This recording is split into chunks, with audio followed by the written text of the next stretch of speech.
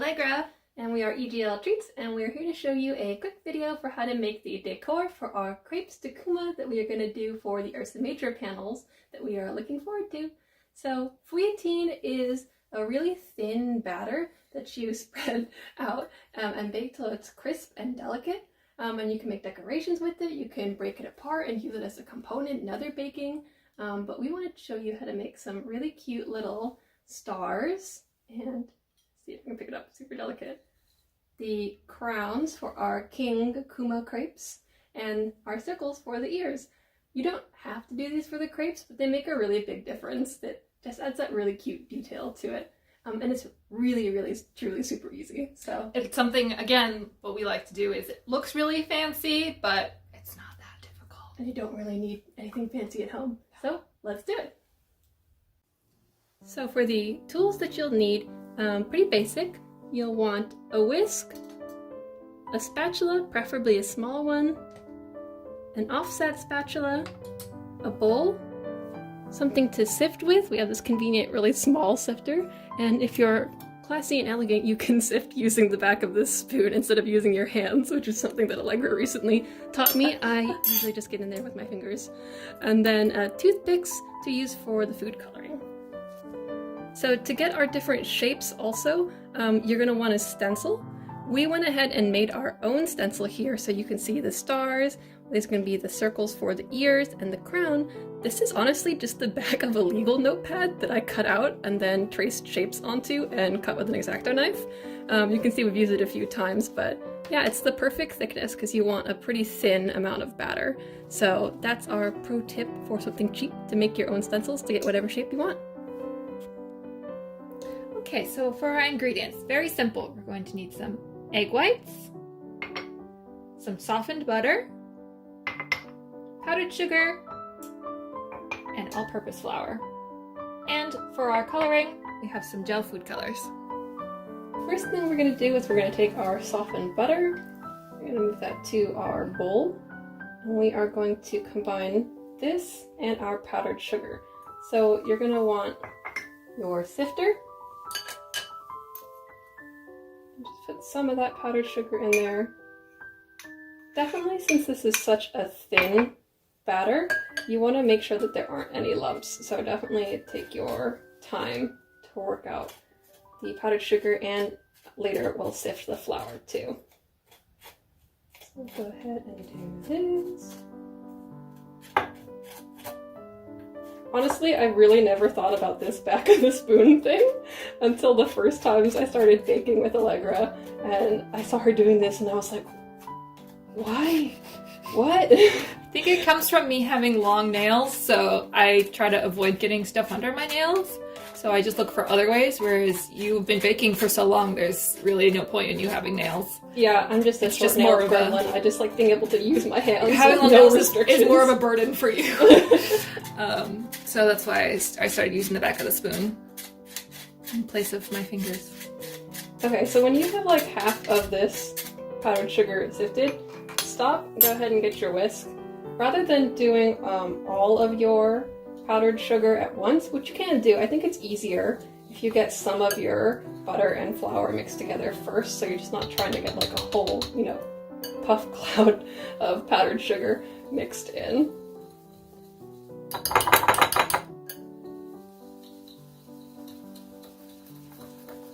So whisk that until it's smooth. And then we'll get the rest of the powdered sugar in here.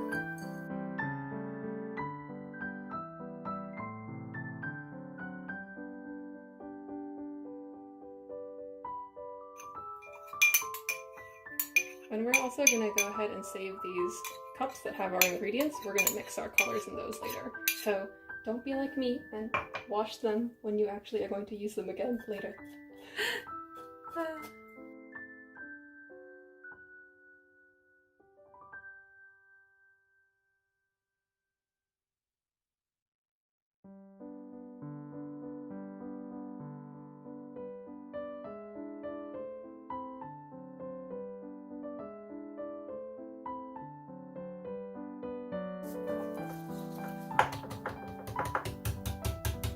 You see me just tamping this is just getting all of the butter and sugar from the center of the whisk off so that you really get everything mixed in there.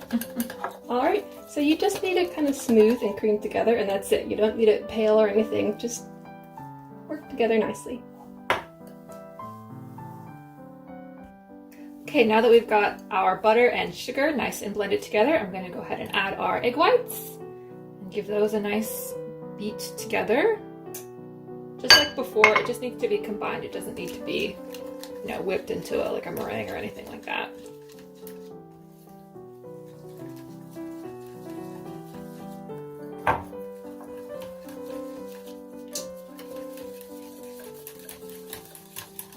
You may also notice at this point or feel like it has a curdled appearance to it from adding the liquids to your butter. That's totally fine. Yeah, once you add the flour, it'll come back together.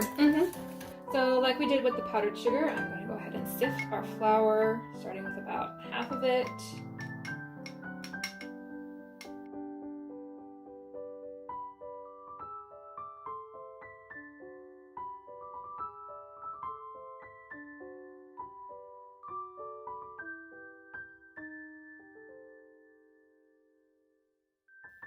So basically feuilletine is like, what if you made pound cake and then spread it really thin? Yeah, it's really surprisingly tasty.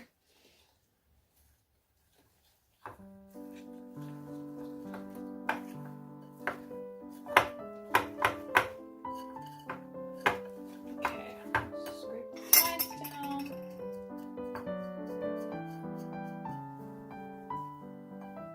Yeah, I keep telling Ori it's kind of like, it's very similar to like a fortune cookie. Yep. Yeah, just very thin, very crispy, slightly sweet, little crunchy guys. Okay, so here's our completed batter. Was this a soft peek? Yes. So basically you just want, you know, like a regular cake batter consistency. Yeah. It'll be a little bit of body, but not super fluid. This is basically perfect. And since we're going to spread it so thin, that's why we don't really have a lot of batter here. Yeah, this is going to make way more feuilletine than you're going to need for your crepes. Don't worry. That's why you just snack on it while you're waiting for other things to bake.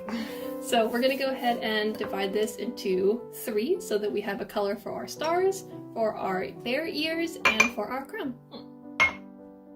Okay, so now we've divided our batter into 3 portions.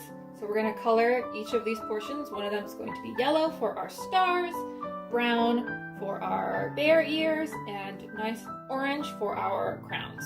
So I've got gel food coloring here. I'm just going to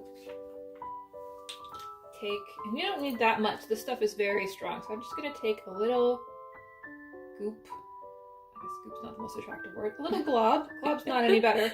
A small amount. Yeah. On my stick here and start mixing.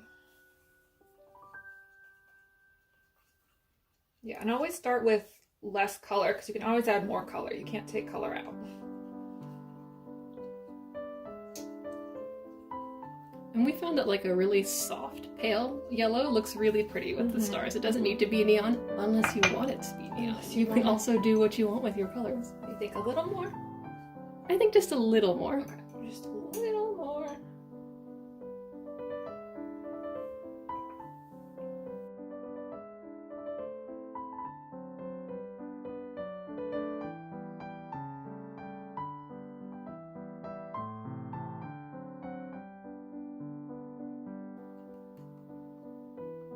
Yeah, that color is really nice. Okay, so we have our yellow.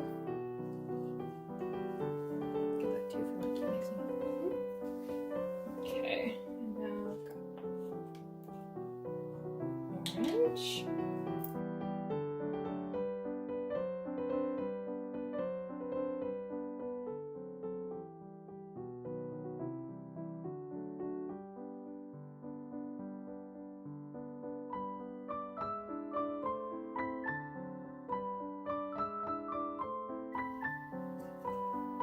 What do you think more? Or should I add the red? Ooh, yeah, just a touch of red would be good. Okay. So for the orange and the brown, I found it was really nice to add just a little touch of red food coloring to Just to add a little more warmth and a little more depth it. to the color.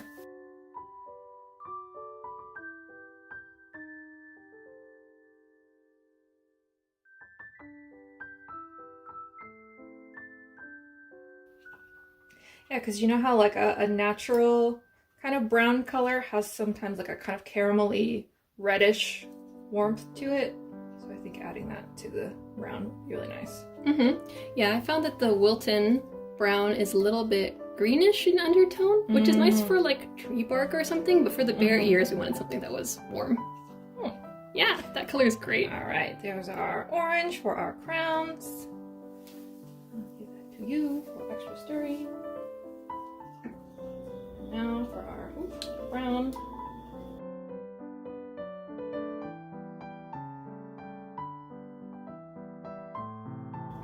Feuilletine is really great for adding all sorts of little special touches to cakes and sorts of things. So definitely the trick with the stencil is nice. If you have any ideas of you want to make someone's birthday cake and it has like a particular theme to it, you can just cut out whatever shape you want, spread some of this batter down and make a little decoration, add a little something special. Or you can make like a little sign and write like happy birthday on it with one of those edible pens.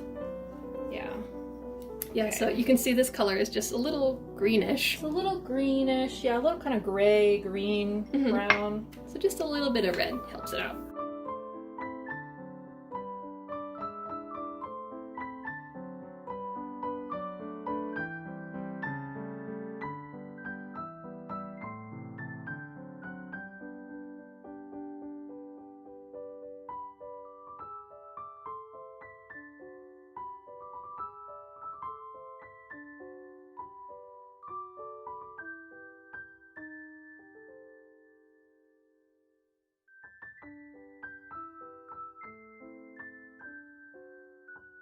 Yeah, that's perfect. Out there.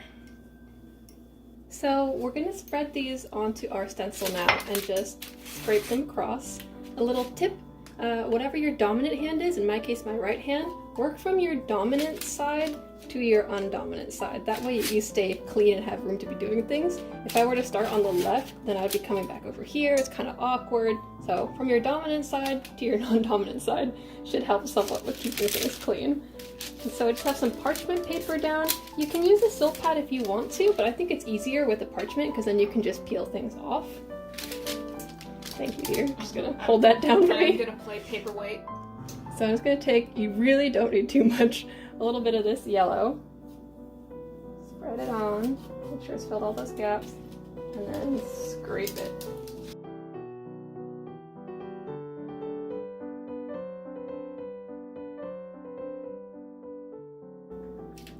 Just make sure that your little molds are nice and clean. Or full to the top, rather. Don't you want to go from light to dark colors too? That'll definitely help you out too. And I'm just gonna get in here with my little gremlin fingers. Use your professional fingers. Yes. For professional baking. And I'm gonna go clean my offset off and then we'll do the next color. Alright, next is the bear ears with our lovely brown.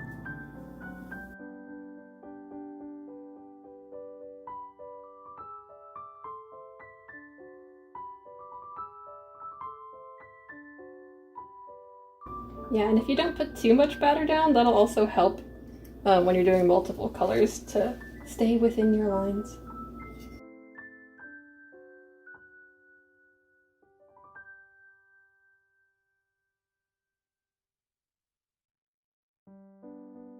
One last clean of our offset, we'll do the crowns, and then we'll pop these in the oven.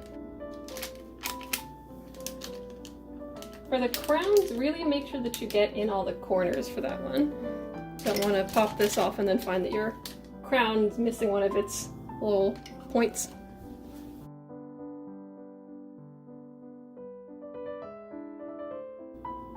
I wonder what colors you guys will end up choosing for yours. Yeah, or what different shapes people will do. See, like planets would be fun. Could you like make a plain batter and then swirl colors into it to get like a marbled effect? Oh yeah, absolutely. That would be fun. In fact, with our leftover batter here, I'm just gonna make a snack for us. I have another sheet pan prepped with some parchment paper, and we're just gonna mix our batter together and scrape it onto that and bake it up, just as an extra treat. Perfect. All right, and Allegra, if you want to pop that off. Okay. And now we're going to remove our little stencil because that doesn't need to go in the oven. And the beauty about having a stencil is you just gently, ever so gently, remove. Ta-da! Ta-da! Perfect. And you can give that stencil a nice wipe down with a paper towel or regular towel, and you can use it again. Yeah, this is our 4th time using that Yes. one piece of Donna's free very notebook, notepad, cardboard, and it's worked out well. Only the finest cooking equipment in this kitchen. If you keep watching us bake, you will find that I'm pretty scrappy when it comes to using tools around the kitchen. Well, you always see a lot of bakers on YouTube or on TV, and they're like, oh, I just went down to Home Depot and I got some PVC pipe and this blowtorch, and I'm gonna make a sugar swan, and you're like, all right, dude, go for it. Bakers and Home Depot is one of my absolute favorite combinations in the world. A lot of times in pastry school would just be like, what tool are we going to use for this? And it would in fact just be chef over the weekend had walked into Home Depot and was like, this is amazing, I'm going to use this. I want to see Spray paint guns and sort of that. A new food television show where they give everyone, instead of like, you know when they give people a basket with like a mystery ingredient or whatever, I want to see one where they give everyone like something from Home Depot and go, you must use this to bake your item, to make your item. That would be amazing. I would definitely watch that. Here's a, what do you call it? A lawn blower? What do you call it? A lawnmower? No, a leaf blower. A leaf blower. Now please make me a souffle. So we're just taking this extra batter and I'm just going to spread it nice and thin on this sheet pan. And traditionally feuilletine is actually made like this. So you just spread your batter out and then bake it and then break apart your shattered, your full sheet into shattered pieces. And you can use that as crunchy layers in cakes. You can add it to parfaits, kind of the same way that people use cornflakes these days. You said they added like nuts and also like caramelized? Mm-hmm. If you take caramelized nuts and you grind it up with feuilletine, then you'll get nougatine. Super delicious. Really like nougatine. So this full-size one here is probably going to bake for like 8-10 minutes. But our little decorations, since they are so tiny, are really only going to need like 4 minutes max. Mm-hmm. So just be sure to keep an eye on them in the oven. Yeah, just put them in and check them often, because it's all going to depend on how hot your oven is. And again, we have our oven preheated to 350, so just go ahead and start with that temperature. So we have 2 racks in the oven. We're going to put this one on top so we can get a gentler heat, and this one on bottom will help absorb some of the heat so that these little pieces don't get overbaked while they're in there. So we have our baked feuilletine here on a cooling rack, and I'm just going to show you. I'm going to take this offset spatula again, just get that underneath them and loosen them a little bit. You want to wait at least a minute when these come out of the oven, but loosening them off of the parchment will help them not to stick even a little bit because they're so delicate.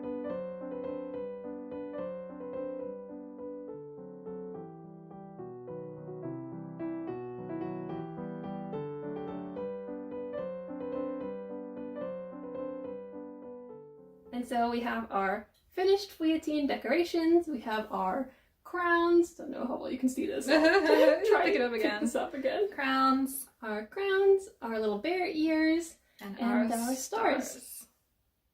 So we hope that you guys feel excited about the upcoming panel, and that you'll make some decorations yourself. It's gonna be so fun. Yeah. All right. See you then. See you then. Bye.